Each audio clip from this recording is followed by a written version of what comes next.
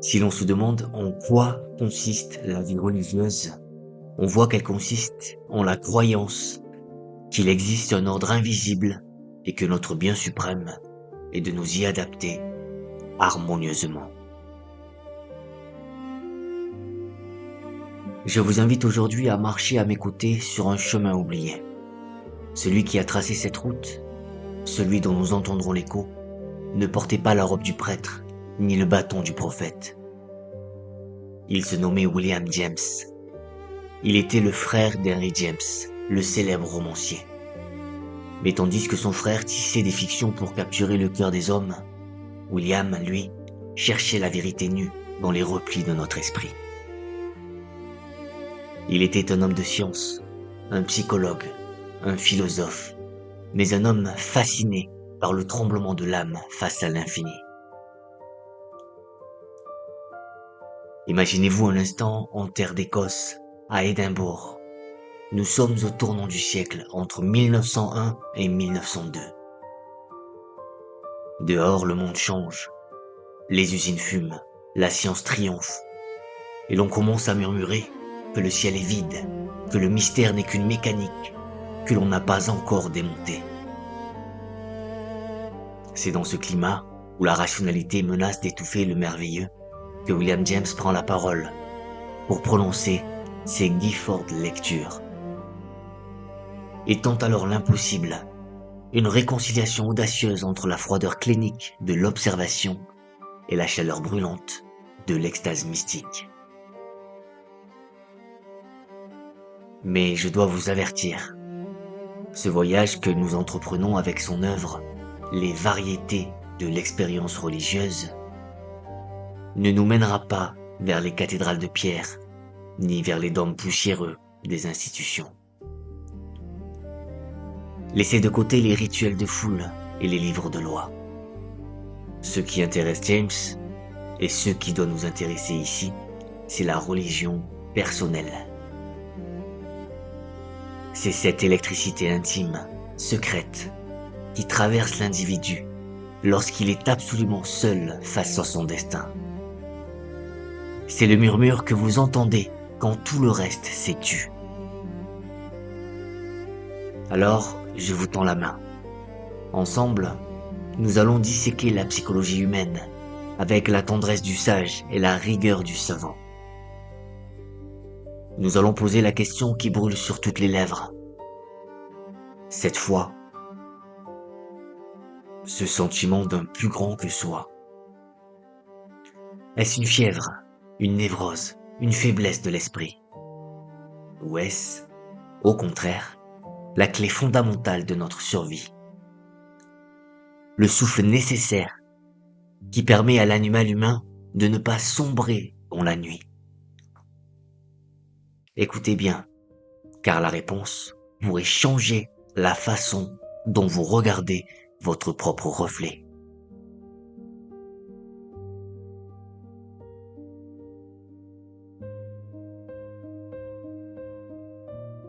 Il existe, mes amis, une habitude ancienne chez les hommes de savoir. Lorsqu'ils rencontrent une chose qu'ils ne peuvent mesurer, ils tentent de la réduire, de la rendre petite, afin qu'elle tienne dans le creux de leurs mains.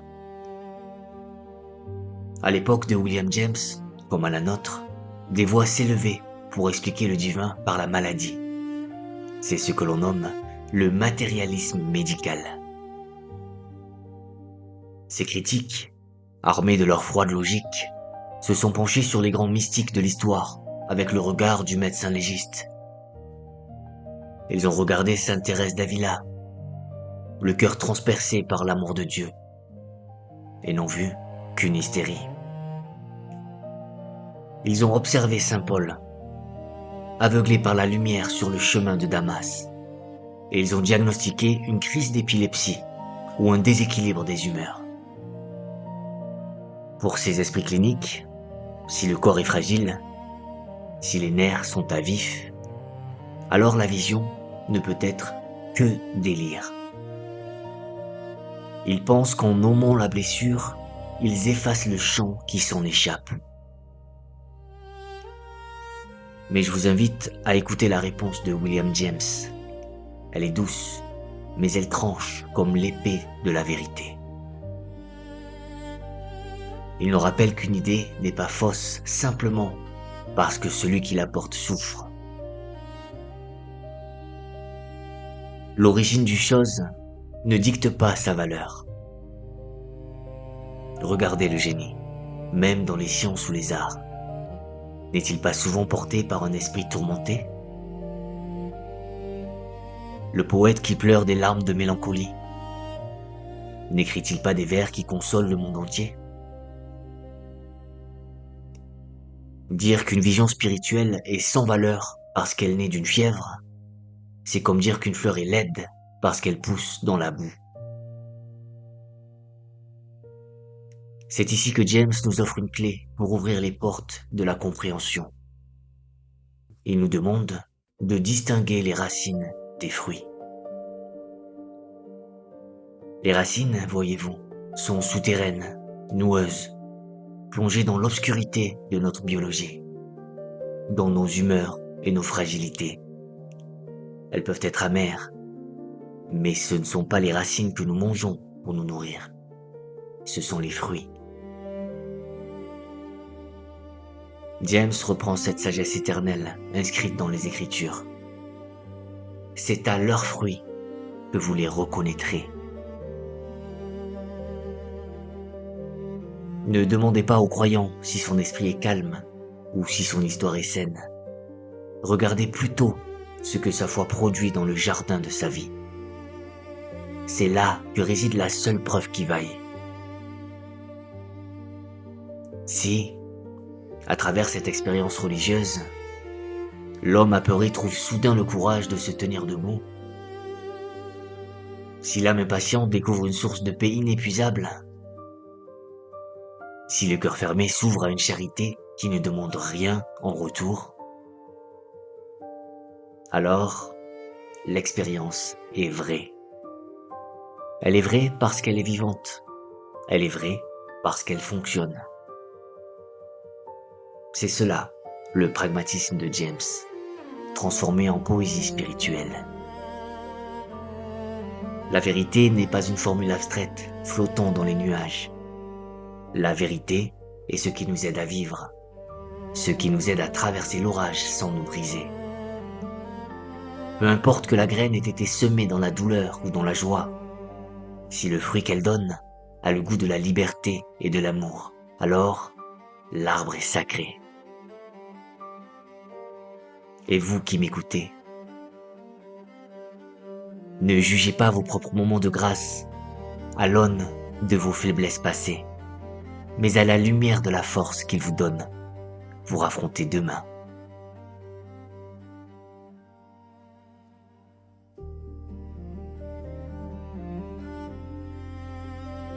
Regardons maintenant la vaste géographie de l'âme humaine.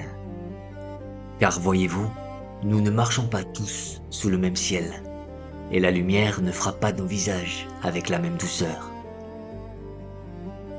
En observant ces semblables, William James a dessiné deux paysages intérieurs, deux manières d'habiter ce monde mystérieux. Il y a d'abord ce qu'il nomme les esprits saints. Imaginez des enfants de l'été, des êtres pour qui l'existence est une coupe qui ne s'emplit que de nectar. Pour eux, le monde est intrinsèquement bon. Ils ne connaissent pas la lutte contre les démons intérieurs. Ils ignorent la morsure du doute. Ils ressemblent au poète Walt Whitman, cet homme qui célébrait chaque brin d'herbe et chaque souffle de vent comme un miracle divin. Leur foi est solaire, elle est facile. Elle coule de source comme l'eau claire dévale la montagne. Ils disent oui à la vie, sans même avoir besoin de réfléchir. Pour ces esprits lumineux, Dieu est une chaleur bienveillante, et le mal n'est qu'un accident, une ombre passagère qu'un simple sourire peut dissiper. Peut-être en connaissez-vous, peut-être êtes-vous de cela, pour qui croire est aussi naturel que respirer. mais tournez votre regard vers l'autre versant de la montagne, là où les ombres s'allongent, là où le crépuscule semble éternel. C'est ici que marchent ce que James appelle les âmes malades. Ne soyez pas effrayés par ce nom. Il ne désigne pas une infirmité, mais une profondeur. Ces âmes portent en elles une sensibilité écorchée. Elles entendent le cri du monde, là où d'autres n'entendent que le silence.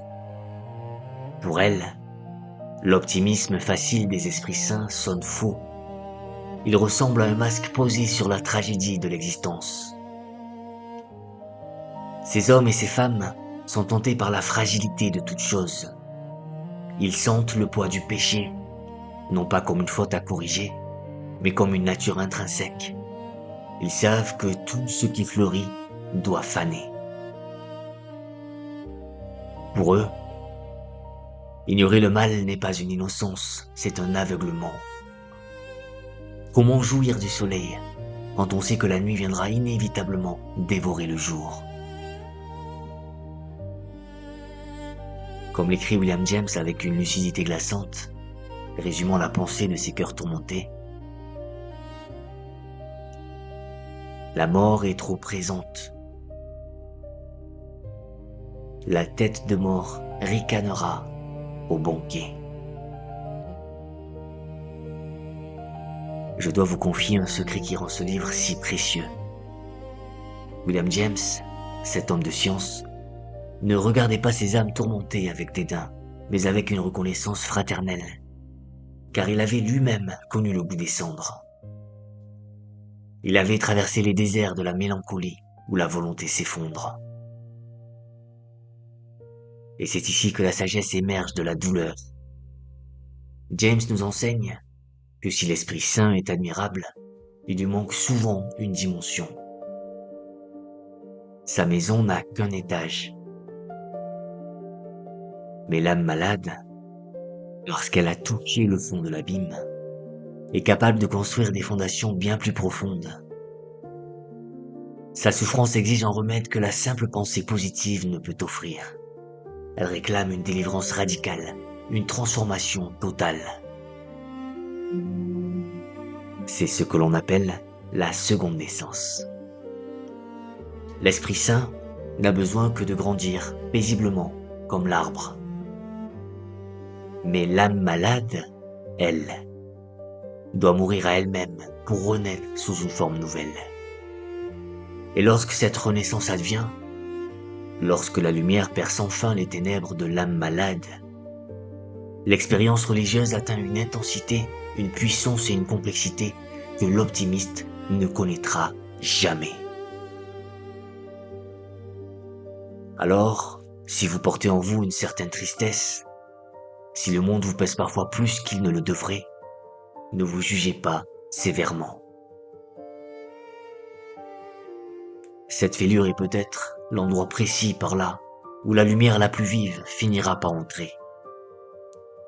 Votre douleur est le creuset d'une joie plus vaste, plus solide, une joie qui a traversé le feu et qui ne craint plus la tête de mort au banquet, car elle a appris à regarder au-delà.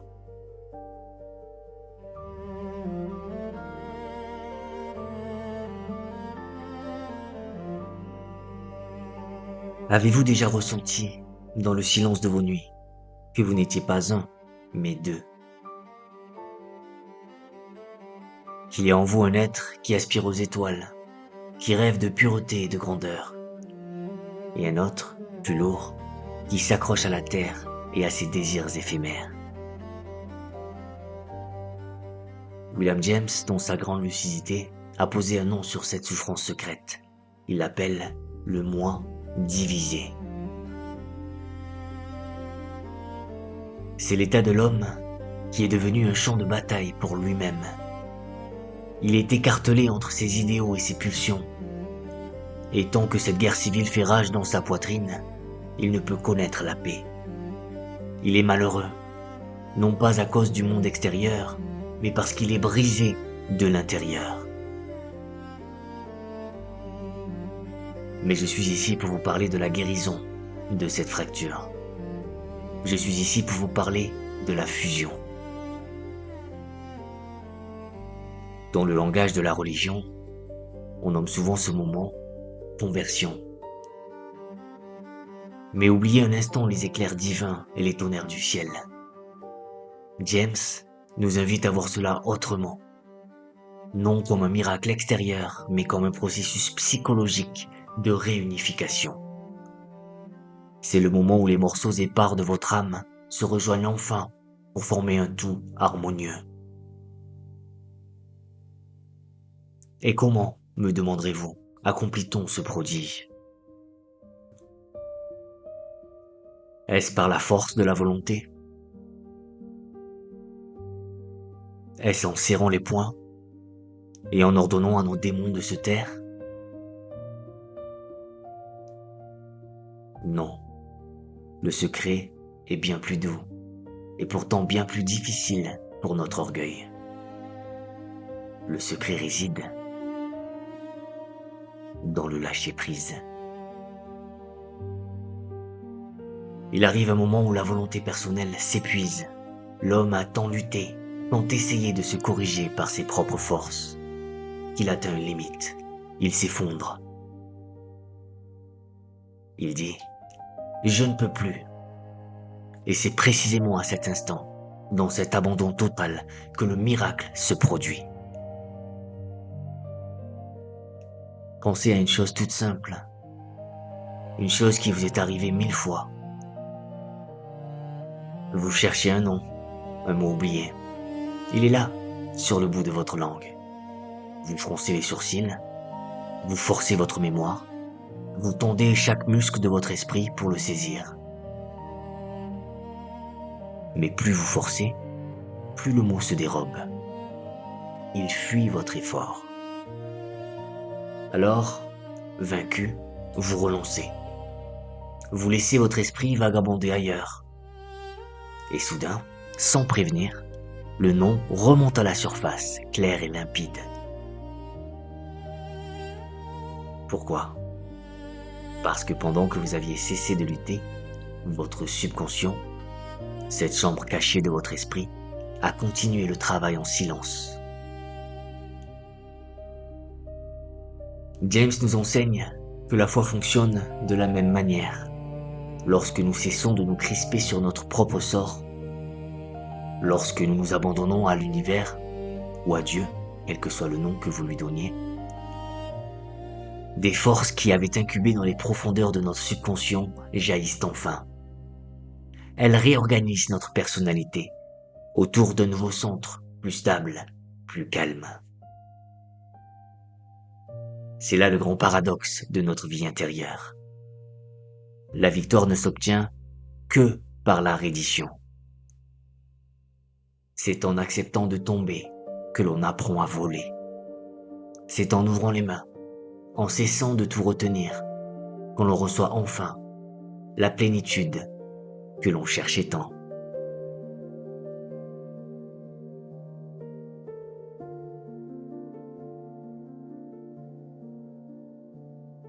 Nous entrons maintenant dans le sanctuaire le plus intime de l'expérience humaine. Nous avons traversé les vallées de la souffrance et les plaines de la guérison. Et nous voici arrivés au sommet de la montagne. C'est ici, dans cet air raréfié, que se produit ce que William James appelle l'état mystique.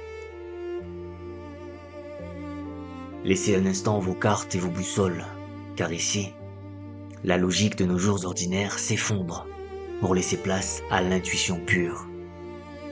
C'est le moment où l'âme ne pense plus Dieu, mais le touche. Mais comment reconnaître cet éclair dans la nuit? Comment distinguer le délire de la révélation? Avec la patience du botaniste, observant une fleur rare, James nous offre 4 signes, 4 pétales qui ne trompent jamais.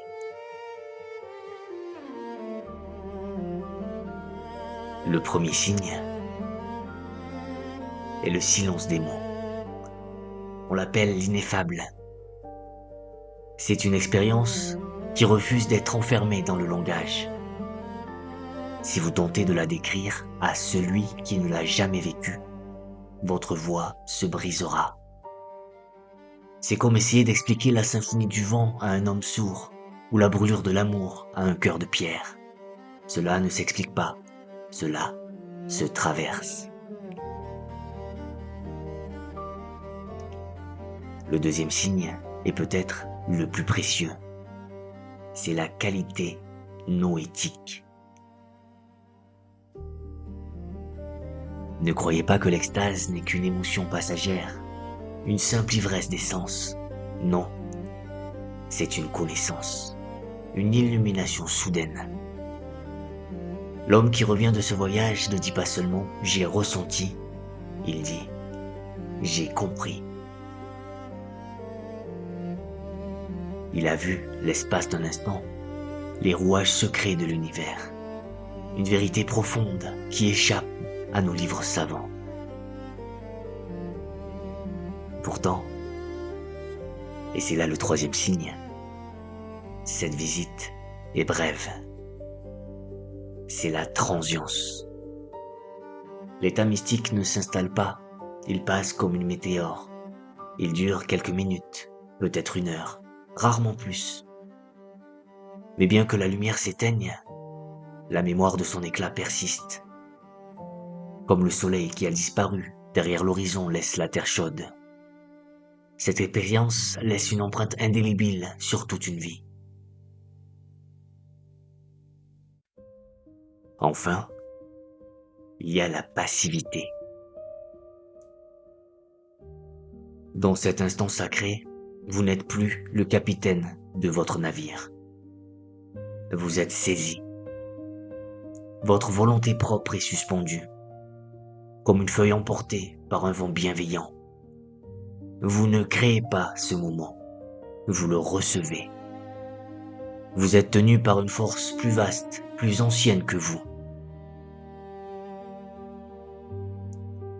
Pourquoi, me demanderez-vous, ces moments si rares sont-ils si importants pour nous?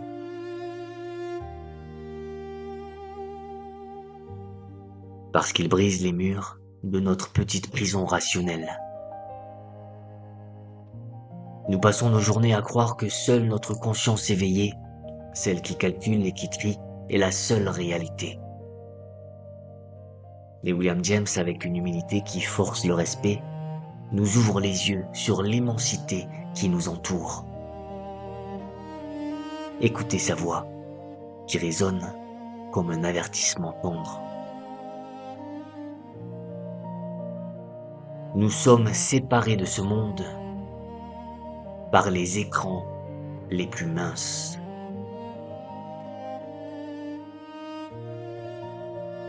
Il suffit d'un rien pour que le voile se déchire. Ces états mystiques sont la preuve que votre conscience ordinaire n'est qu'une île minuscule au milieu d'un océan infini d'autres consciences possibles.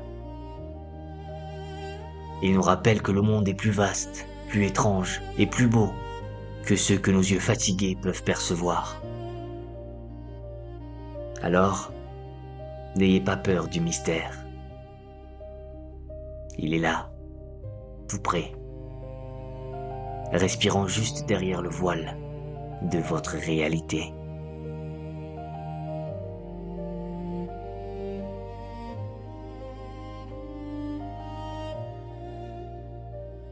Nous voici arrivés au terme de notre promenade, là où le sentier s'efface pour laisser place à l'horizon. Regardez le chemin que nous avons parcouru ensemble. Nous avons découvert que la foi n'est pas un simple ornement de l'esprit, mais une fonction vitale, aussi nécessaire que le battement du cœur. Nous avons vu qu'elle naît souvent dans les cendres de la souffrance, pour devenir un feu qui réchauffe l'existence, et que sa vérité ne se lit pas dans les livres savants, mais dans les fruits qu'elle porte, la paix, la force, l'amour. Au bout de cette quête, William James nous laisse un dernier présent, une clé d'or pour ouvrir l'avenir. Il nous murmure que les noms que nous donnons à l'infini importent peu. Que vous le nommiez Dieu, nature, absolu, univers, l'essentiel est ailleurs. L'expérience religieuse est la preuve vivante que nous sommes reliés à quelque chose de plus. Ce plus traverse les profondeurs de notre subconscient pour nous soutenir lorsque nous chancelons seuls. C'est cette vision immense et généreuse qui a ouvert la voie à tant de guérisons. C'est elle qui a permis la naissance des alcooliques anonymes, offrant un salut à ceux qui avaient tout perdu. C'est elle qui a inspiré la psychologie, qui embrasse l'âme au lieu de la nier, et qui a semé les graines d'une tolérance nouvelle entre les hommes. Je ne suis pas ici pour vous demander de changer de route, ni d'embrasser une foi qui n'est pas la vôtre. Je vous invite simplement, ce soir ou demain, à écouter le chant qui monte de votre propre silence. Laissez ce livre, Les variétés de l'expérience religieuse, être un miroir pour vous. Regardez-y votre propre complexité, vos abîmes et vos sommets, sans peur et sans jugement. Merci d'avoir marché à mes côtés, jusqu'aux confins de la conscience humaine. Que votre propre voyage soit doux, et que la porte de l'invisible reste toujours pour vous, entr'ouverte, laissant passer juste assez de lumière pour guider vos pas.